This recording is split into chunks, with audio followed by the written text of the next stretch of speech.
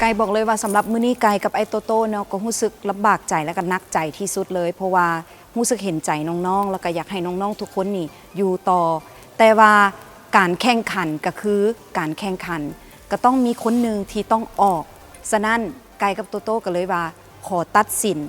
ด้วยหลักการของการเป็นคณะกรรมการนั่นก็คือจะตัดสินจากการแข่งขันว่าผู้ใดมีจุดอ่อนจุดด้อยน้อยหรือหลายที่สุดจะเอาสิ่งนั้นมาวัดแทกผู้ใดก็แล้วแต่เขาพร้อมที่จะคัดออกถึงจะเสียได้มันเป็นการแข่งขันคัดเลยมาในตอนนี้ก็ถึงเวลาที่ระทึกใจของแต่ละทีมกันแล้วและในตอนนี้หวังว่าทุกคนอาจจะพร้อมแล้ว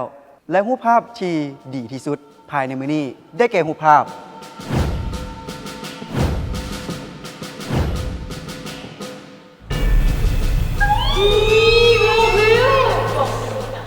ในที่สุดเขาก็เฮ็ดดีที่สุดเห็นเห็นลินดาทีมเอ็งเจอร์เบลก็มีหลายรูปที่หลับตาแต่ในการหลับตาของหลายรูปแบบพอย่านแต่นี่เป็นการหลับตาแบบตั้งใจแมนก็ถือได้ว่าทำอิฐเนาะที่เห็นภาพนี้นี่ไกลกับไอ้โตโต้นี่ก็ได้มีการโต้เถียงกันน้อยหนึ่งเนาะเพราะไอ้โตโต้เราก็อยากให้เปิดตาเพื่อที่จะสื่ออารมณ์ออกมาแต่ว่าไกลว่าการถ่ายรูปบางครั้งเขาก็บ่จำเป็นที่จะต้องเปิดตาเสมอไปมันแล้วแต่อริยบทของภาพของการ acting ของสรีระของเฮามันแล้วแต่อารมณ์ของภาพนั้นเนาะฉะนั้นเพื่อที่จะเห็นให้ภาพสมบูรณ์แบบที่สุดเจ้าต้องมีความเข้าใจในการโพสท่าของเจ้าเพื่อที่จะถ่ายทอดอารมณ์ออกมาบางเทื่อรับตาซื่อแต่คนก็สามารถสัมผัสได้ว่าเจ้าซื่อถึงอย่าง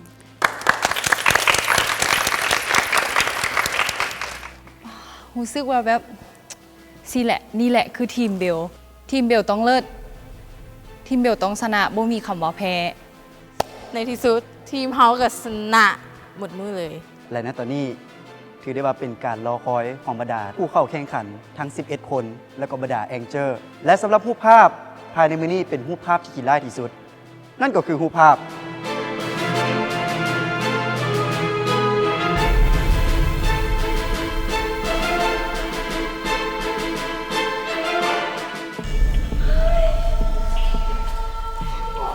อันนี้จะเป็นเหตุการณ์ที่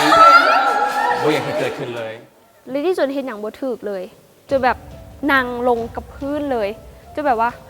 ไม่อย่างมันต้องเป็นทีมข่อยอีกแล้วว่ะที่จะต้องได้ออกมา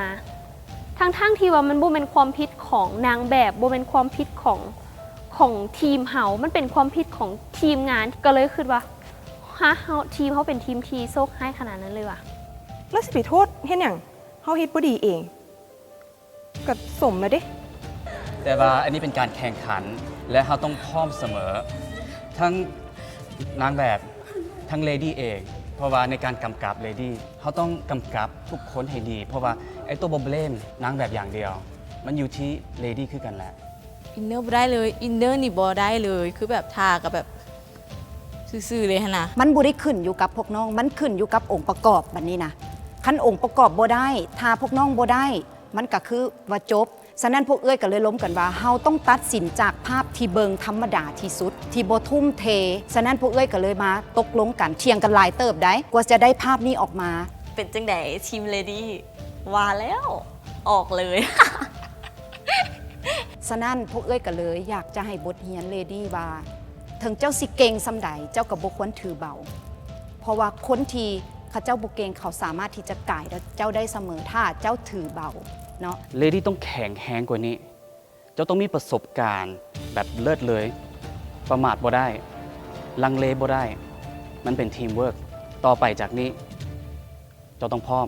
ทีมเจ้าต้องพร้อมและในตอนนี้ปุ่มสติลของพวกเขาก็ได้มาพร้อมเป็นเทียมห้อยแล้วขอเซิร์นแองเจิลเลดี้นี่อยากจะเล่ากับน้องเซิร์นเลยที่ทางคณะกรรมการเลือก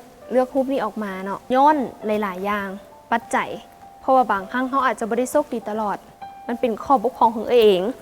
ตอนนี้มีสิทธิ์ที่จะสติลน้องกลับมาแต่อยากถามน้องและให้น้องตอบอย่างมั่นใจเบิ่งว่าถ้าสติลสอนกลับมาและEPต่อไปในการแข่งขันอีกสัญญากับได้บ่ว่าจะบ่เฮ็ดให้ทีมเฮาเสียอีกมันก็เป็นเรื่องของอนาคต และถ้าได้โอกาสครั้งหนึ่งคนเฮามันก็ต้องแบบพยายามขึ้นกว่าเก่าแต่ก็บ่สัญญาว่าสิถือใจเลดี้บอหรือคณะกรรมการบอ นั่นแล้วเนาะณตอนนี้ก็คือ Angel Lady นักใจพอสมควร อยากให้ Angel Lady เนาะตัดสินว่าจะดึงผู้เข้าแข่งขันคนดังกล่าวนี้กลับคืนมาหรือบ่คิดเบิ่งดีๆซิดนี่มีเทื่อเดียว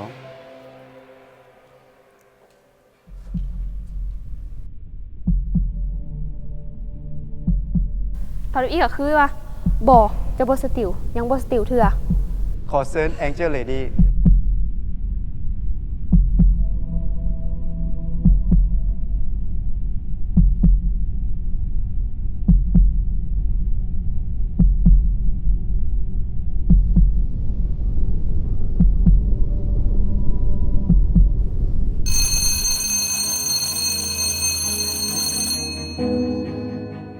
แต่ขึ้นไปขึ้นมา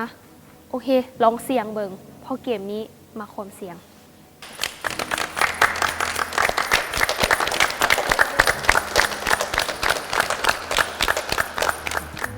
เลดี้เลือกสติลสอนกลับมา คิดว่าครั้งต่อไปเขาจะบ่เฮ็ดให้ทีมเขาต้องแพ้อีก มันก็ต้องได้รับบทเรียนแบบนี้แหละซื้อไว้ ระวังตัวไว้เดอเลดี้ตอนนี้ยีเหลืออยู่1 2 3หน่อยก็โมแล้วเนาะต่อไปอาจจะออก2เหลือ1หรือบางทีอาจจะบ่เหลือไผน่าคิดได้เนอกเรื่องนี้นะ น้องสอนผู้เข้าแข่งขัน The Wow Loud ซีซั่น1ก็ได้ถูกคัดเลือกออกไป และสิ่งที่สำคัญ Angel Lady ก็ได้สติลน้องสอนกลับคืนมา และเฮ็ดให้ผู้เข้าแข่งขันทั้ง 11 คนยังอยู่คือเก่าสำหรับการแข่งขันจะดุเดือดเผ็ดฮ้อนสำใดท่านผู้ชมทุกท่านสามารถติดตามรับชมกับรายการ The Wow Loud ซีซั่น1 เจอหนูถาสู้ในที่สุดต้นฮับเดอร์ลูเขาทีมเขา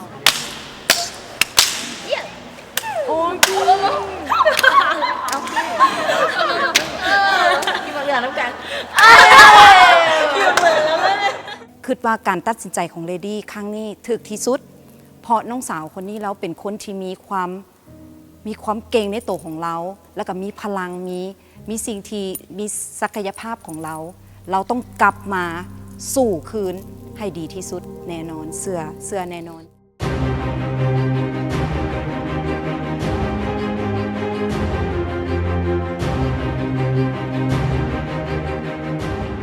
ความผิดทั้งหมดมื้อนี้ก็คืออยู่ที่ทีมงานเบิดเลย เพิ่นบอกให้สัตว์ใส่โตเพิ่นบ่ได้บอกให้สัตว์ใส่หน้า เป็นอย่างต้องเกิดแบบนี้ขึ้นอีก คำถามนี่นะไส้มาซ้ำๆตลอดเลยนะทีมที่ว่าลูกทีมเลดี้ออกมานะโมเมนต์ย้อนความผิดของเฮาโมเมนต์ย้อนความผิดของลูกทีมงานตอนที่ว่าเลดี้บอกว่าศาสตร์สีฮะนะศาสตร์ตะเคิงโตบ่แท้แล้วบ่เข้าใจว่าสิ่งที่เลดี้เว้าหรือว่าสิให้เว้าภาษาหยังที่สิเข้าใจ เลดี้สติโทษอย่างทีมงานทีมทหารกระถึกปาน้อยเดปาดเข้าไปแกนตาน้องยังมืนน้องยังพยายามมืนตาให้ได้น้องยังมีสติยังแบบแก้เข้ามาทุกคนถึกเบิร์ดทีมเบลกระถึกเป็นอย่างต้องโทษทีมงาน โทษตัวแองเจิลบอเคลียร์ตัวเองก่อนบอแต่กะโชคดีเด้อยังมีสติวไฮไซอยู่ไปเท่าหน้าบ่มีเราได้เลยดี